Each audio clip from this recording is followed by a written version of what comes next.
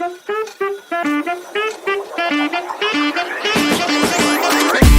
ini Bapak bisa bernapas, saya bisa bernapas itu karena ada hutan Pak. Kalau misalnya hutannya tak ada Pak, kira-kira kemana? Karbon yang kita hasilkan itu kemana? Air yang kita nikmati itu di mana? Nah, saat ini ada masyarakat yang ada di sekitar hutan, ya. Kita hanya menuntut supaya udara bersih, airnya lancar, tetapi kita tidak pernah pikirkan bahwa mereka yang kita suruh jaga hutan, tetapi mereka tingkat kehidupan kesejahteraannya itu di bawah garis kemiskinan. Tidak banding Pak. Selamat siang Pak Sumarlin, apa kabar? Oh, segar nampaknya ya? Siap Pak. Dari hutan Pak. Dari hutan. Hutan itu udaranya segar. Ya. Nah, jadi orang yang tinggal di hutan itu orangnya sehat-sehat semua ya. Alhamdulillah. Baik, sebelum kita bincang-bincang lebih jauh, silahkan Pak Sumarlin perkenalkan diri dulu secara lengkap.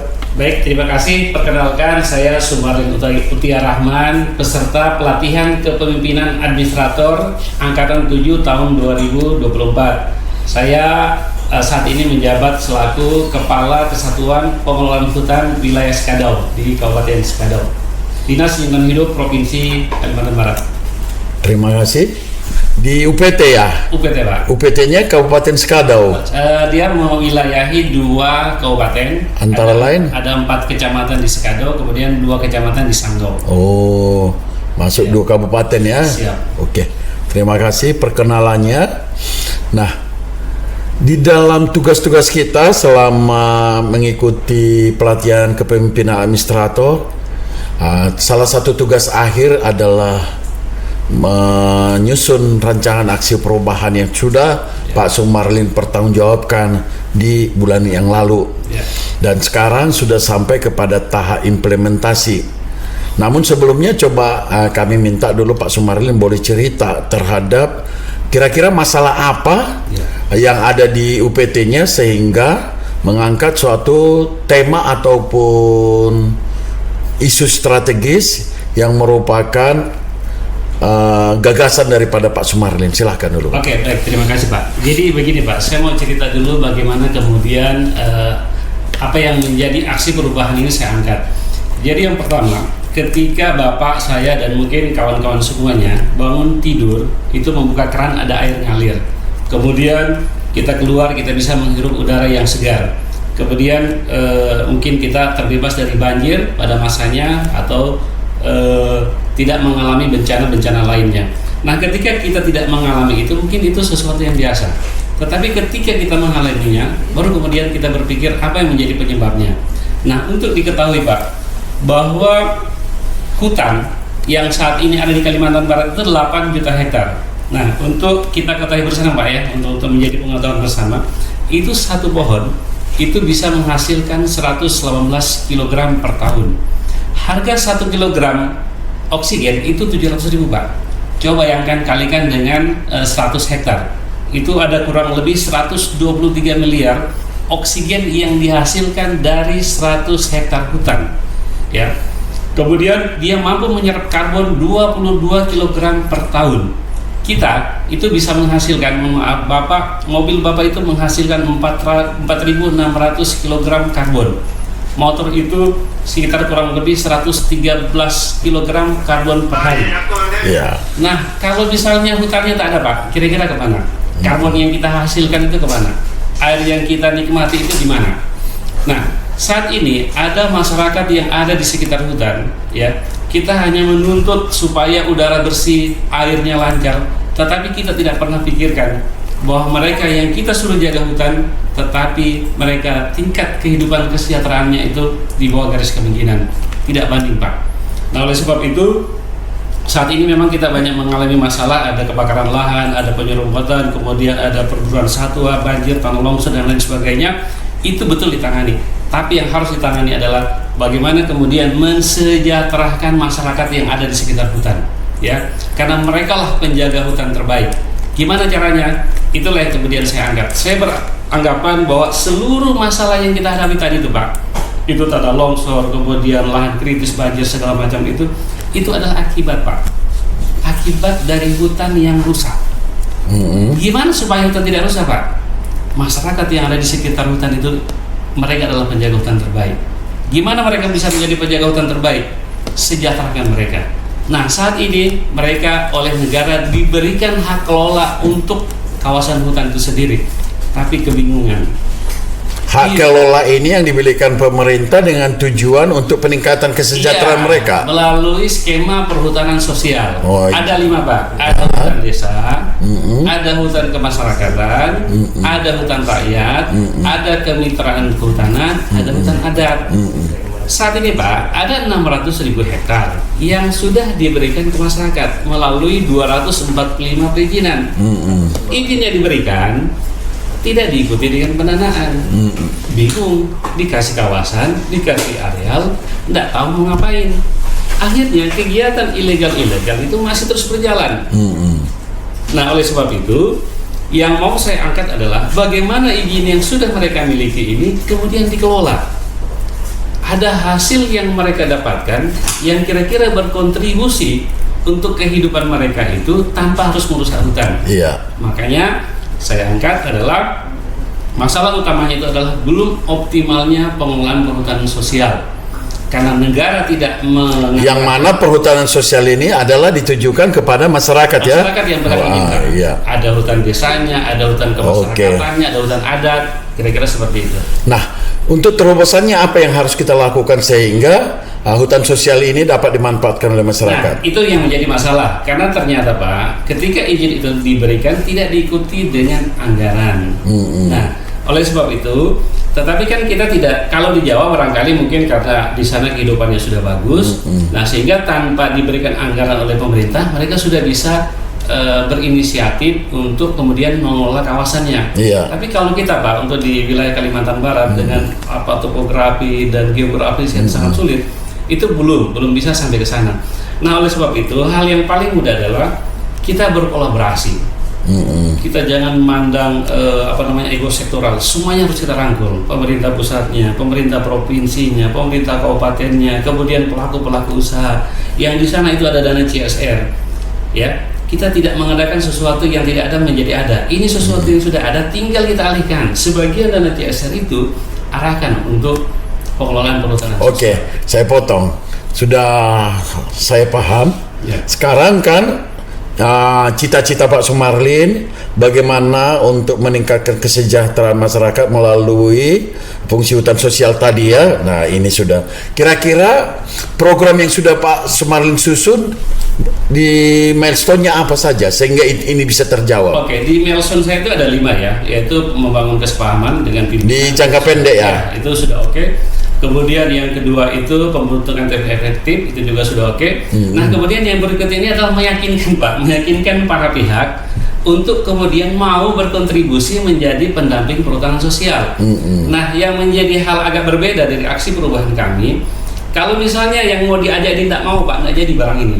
Jadi butuh strategi bagaimana kemudian meyakinkan pihak-pihak yang kita ajak ini untuk berkontribusi, karena dananya nggak sedikit Pak. Sudah dilaksanakan itu? Sudah dilaksanakan, dan alhamdulillah ini saya kasih gambaran ya Pak. Ada namanya Hutan Kemasyarakatan Begana. Itu alhamdulillah saya bisa merayu, ada namanya PT Parna Agromas Pak. Itu LG-nya LG Group, LG yang kita biasa pakai AC itu Pak. Itu dari Korea. Itu Pak, anggarannya itu 1 tahun 900 juta, nggak sedikit Pak. Jadi untuk mengajak itu memang nggak mudah gitu kan.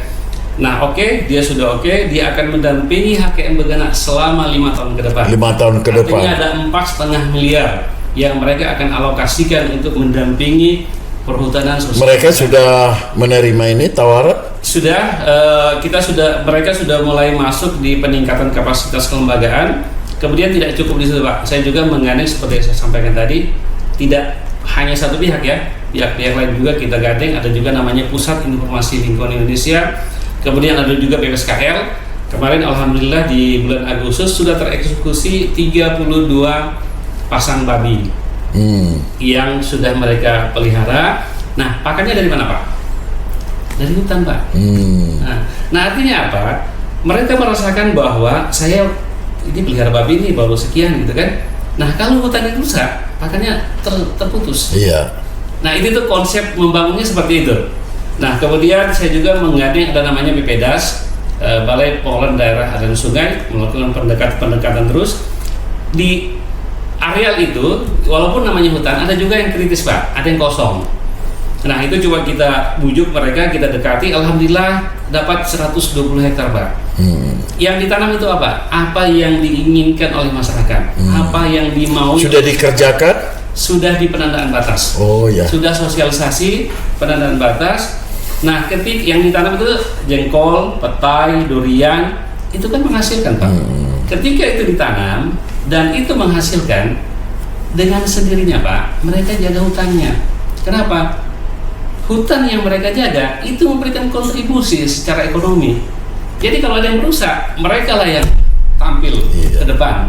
Jadi gagasannya apa? Coba bacakan dulu gagasannya yang tadi. Iya, optimalisasi pengelolaan perhutanan sosial dalam rangka peningkatan perekonomian masyarakat sekitar hutan melalui sinergitas. Oh, sinergitas ya. UPT KPH Sekadau atau disingkat dengan Geliat KPH Sekadau. Geliat KPH Sekadau. Kira-kira manfaatnya ini apa? Setelah Geliat KPH Sekadau ini terwujud nanti, apa kemanfaatannya? Saya kasih gambaran Pak ya. Ini kita bicara yang ekonomi. Sekarang Pak, jika ada pelaku usaha yang berkontribusi untuk menanam kopi di areal 100 hektar dengan asumsi terendah Pak ya, asumsi terendah. 1 tahun itu 10 kg. Harga sekarang 60.000, kita anggap 20.000 saja. Ya. 1 hektar itu bisa menampung 1.500. Berarti 100 hektar 150.000. Tahu Pak berapa hasil yang diperoleh masyarakat nanti ketika itu berjalan? Dengan asumsi terendah. Di sana kopi bagus Pak. 30 miliar Pak. Kebayang nggak Pak? Ketika HKM Begana itu punya hasil 30 miliar dari 100 hektar, dari 2.600 areal yang mereka miliki. Kita baru bicara 1 PS Pak. Ada 6 PS di Sekadau. Kita belum bicara Kalimantan Barat, ada 245 PS. Sehingga mindset yang mau saya bangun, yang mau saya ketuk ini, penentu kebijakan, ayo mari pelaku-pelaku usaha yang ada di Kalimantan Barat itu ada kurang lebih 300 lebih untuk perkebunan. Kita belum bicara HTI 80 lebih, kita belum bicara tambang. Bukan mengadakan sesuatu yang tidak ada, hanya mengalokasikan sesuatu yang ada ke yang lain. CSR itu rata-rata untuk baiki jalan, rumah ibadah dan lain-lain. Bukan tidak penting, cuma alokasikan sedikit untuk kegiatan perhutanan sosial. Oke. Baik Pak Sumarlin, ini suatu mimpi suatu mimpi yang sangat mulia, dan kita sudah bisa melihat konversi daripada kegiatan ini baik dari segi rupiahnya. Kita belum bicara namanya carbon trade, perdagangan karbon. Karbon 1 kilo itu Pak, saat ini dihargai kurang lebih 27.000 sampai dengan 300.000. 1 hektar itu punya 1.500 pohon. Satu pohon itu menyerap 22 kg karbon. Kalau misalnya kita konversi 100 hektar itu bisa menyerap 19 miliar 800 kg karbon. Luar biasa ya. Kalikan 20.000. Ini lagi isu yang lagi seksi. Kita bicara harga terendah Pak ya, kita tidak bicara harga tertinggi yang 300.000 per kilogram. Kita bicara harga 30.000 per kilogram. Nah, oleh sebab itu saya ingin mengajak membuka lewat Bapak juga barangkali dengan pengaruh yang Bapak miliki, dengan relasi yang Bapak miliki. Tolong dilihat ini Pak. Kita ini Bapak bisa bernapas, saya bisa bernapas itu karena ada hutan Pak. Iya. Ya, tapi kita mengabaikan mereka yang lagi jaga hutan. Kita tuntut mereka jaga hutan, tapi kita tidak perhatikan kehidupan mereka. Oke, kalau begitu tolong Pak Sumarlin sampaikan kemanfaatannya dan apa harapan kita, silahkan. Baik, para pendengar sekalian dimanapun berada, entah itu pelaku usaha, kemudian mohon izin pemangku kebijakan, saat ini kita sedang mengalami suatu masalah ancaman pemanasan global. Itu terjadi karena antara karbon yang dihasilkan dengan yang diserap tidak seimbang. Yang menjadi penyeimbang itu adalah hutan. Kita punya 8 juta hektar di Kalimantan Barat dan punya 600.000 hektar hutan perhutanan sosial. Kita hanya menuntut untuk kemudian bisa menghirup udara segar, tetapi tidak pernah memikirkan bagaimana kehidupan masyarakat yang berada di sekitar hutan. Untuk itu, penjaga terbaik hutan terbaik itu adalah masyarakat sekitar hutan. Mari kita sejahterakan mereka. Ayo berkolaborasi untuk menjadi pendamping perhutanan sosial. Salam lestari. Salam lestari Pak, izin Pak. Salam lestari.